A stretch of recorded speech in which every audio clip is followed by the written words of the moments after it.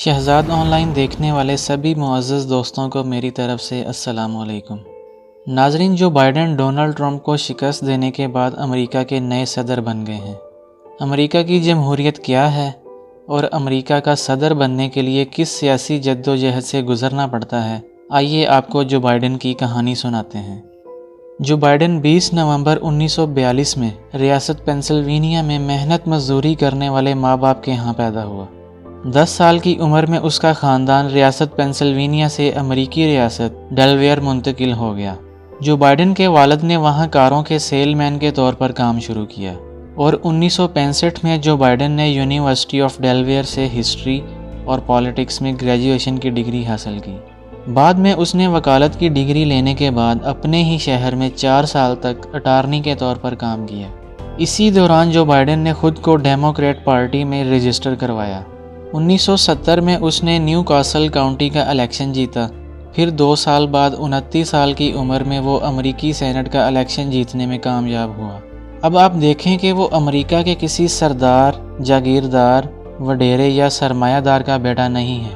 اس کی ترقی کے پیچھے کسی ذات یا برادری کا بھی کوئی عمل دخل نہیں ہے، بلکہ وہ ایک سیلف میڈ انسان ہے جس نے ایک مڈل کلاس گمنام امریکی شہری کی طرح وکالت سے زندگی کا سفر شروع کیا اور اپنی محنت سے امریکی سینٹ تک جا پہنچا۔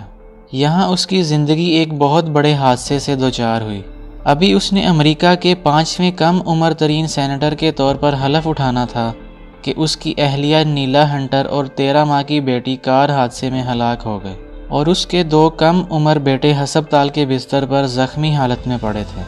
سینیٹر بننے کے بعد جو بائیڈن ڈیلویئر سے امریکی دارالحکومت واشنگٹن ڈی سی منتقل نہیں ہوا، بلکہ وہ روزانہ امریکہ کا سینیٹر ہوتے ہوئے ٹرین سے واشنگٹن ڈی سی جاتا اور ٹرین سے رات کو واپس آتا تاکہ وہ زیادہ سے زیادہ وقت اپنے زخمی بیٹوں کے ساتھ گزار سکے۔ 1977 میں جو بائیڈن نے ایک اسکول ٹیچر جل جیکب سے دوسری شادی کی۔ جب جو بائیڈن باراک اوباما کے ساتھ امریکہ کا نائب صدر تھا تو اس وقت یہ خاتون امریکہ جیسے طاقتور ملک کے نائب صدر کی بیوی ہوتے ہوئے بھی نوکری کر رہی تھی اور یونیورسٹی میں پڑھا رہی تھی۔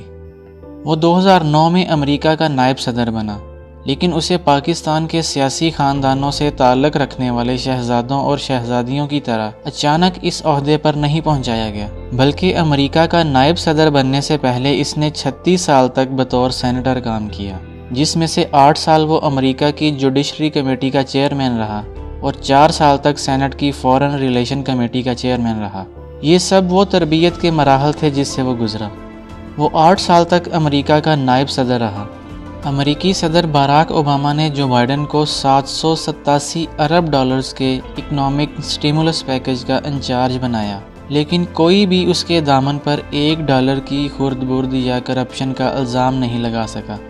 2015 میں جب وہ امریکہ کا نائب صدر تھا تو اس کی زندگی ایک اور ہولناک حادثے سے دوچار ہوئی، جب اس کا بیٹا بو بائیڈن دماغ کے کینسر کی وجہ سے ہلاک ہو گیا۔ جو بائیڈن کا بیٹا دماغی کینسر کی وجہ سے جب شدید علیل تھا تو اس کے بیٹے نے اپنی ملازمت سے استعفیٰ دینے کا فیصلہ کر لیا۔ اس وقت جو بائیڈن امریکہ جیسے طاقتور ملک کا نائب صدر تھا، لیکن اپنے بیٹے کے خاندان کی پرورش اور سرپرستی کے لیے وہ اپنا گھر بیچنے پر مجبور ہو گیا۔ اگر وہ چاہتا تو اس کی پلکوں کی ایک جنبش سے اربوں ڈالرز دنیا اس پر نچھاور کر سکتی تھی، لیکن یہی تو ترقی یافتہ ممالک کی جمہوریت کا حسن ہے کہ امریکہ کا نائب صدر بھی کسی سے ایک پائی بھی غیر قانونی طور پر وصول نہیں کر سکتا۔ جو بائیڈن کی انتھک سیاسی جدوجہد کا پھل اسے یوں ملا کہ اگست 2020 میں ڈیموکریٹک پارٹی نے اسے اپنے صدارتی امیدوار کے طور پر نامزد کر لیا، لیکن یہ نامزدگی اسے ہماری جماعتوں میں پائی جانے والی خاندانی، موروثی اور سیاسی آمریت کے طفیل نہیں ملی، بلکہ اسے صدارتی امیدوار نامزد ہونے سے پہلے اپنی ہی پارٹی میں 28 دیگر امیدواروں سے مقابلہ کرنا پڑا۔ آپ امریکی جمہوریت کا حسن دیکھیں کہ جو بائیڈن نے 1988 میں بھی صدارتی الیکشن لڑنے کا اعلان کیا تھا، لیکن اسے ایک انتہائی معمولی سے الزام میں صدارتی دوڑ سے باہر کر دیا گیا، اور وہ معمولی سا الزام یہ تھا کہ اس نے کچھ ایسی تقاریر کی تھیں جن کا کچھ حصہ ایک برطانوی سیاستدان کی تقریروں سے چرایا گیا تھا۔ آپ اندازہ کریں کہ پاکستان میں ہم اپنی سیاسی اشرافیہ کے بڑے سے بڑے جھوٹ کو بھی ہضم کر جاتے ہیں۔ ہم پاکستان میں حکمران اشرافیہ پر لگنے والے بڑے بڑے کرپشن کے الزامات آسانی سے نگل جاتے ہیں۔